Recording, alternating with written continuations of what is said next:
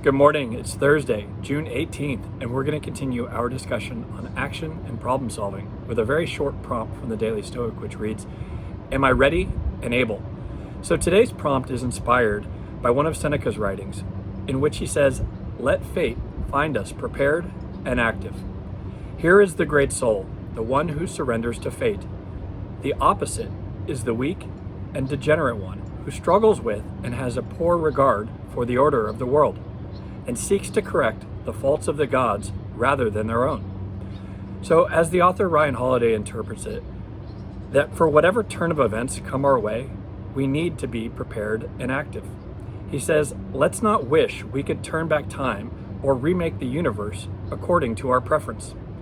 Not when it would be far better and easier to remake ourselves. So while I can usually tie each day's topic back to something relevant in my own life, today's is especially timely. Last night, I spent a few hours reading through my journal entries from the first quarter of 2020. What a fascinating gift to be able to revisit and trace my activities and thoughts as our world and livelihoods were upended in the span of just a few short days. The writing was done with no foresight of what was yet to come over the following quarter. It simply reflects what was top of mind and most important to me at that moment in time. Now, the first 10 weeks of the year are filled with all sorts of references to the events and the activities and adventures of my family. Time spent with friends and relatives, museum trips and sporting events, date nights at our favorite restaurants, birthday parties together with loved ones. And maybe I didn't appreciate all of these things as fully as I should have, but I by no means took them for granted. They're found regularly scattered throughout my daily gratitude acknowledgments. But there's also a significant underlying theme present of preparation. Through my writing, I can observe the work being done to solidify my foundation. I can see the evolution of my thoughts, the reassessment of my priorities, the sharpening of the tools. Tools for which I had no idea just how soon I would come to need them. I was able to follow the similar paths of development during that same time period for those closest to me, in particular, my wife and my mom. I observed how we challenged and supported each other to explore new perspectives and strip our focus down to the most essential. Around the first week of March, I began to see the leading winds of coronavirus begin to impact part of my life, but there's no specific reference to the disease until March 12th. Oil markets collapsed on March 8th while I was at the rodeo with my family, and I remember seeing the alert on my phone, pausing to look at Jen and saying, "This is major.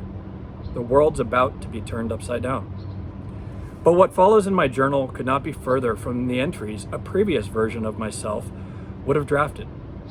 There's zero time wasted in senseless speculation, no sense of panic, fear, frustration, or self-pity.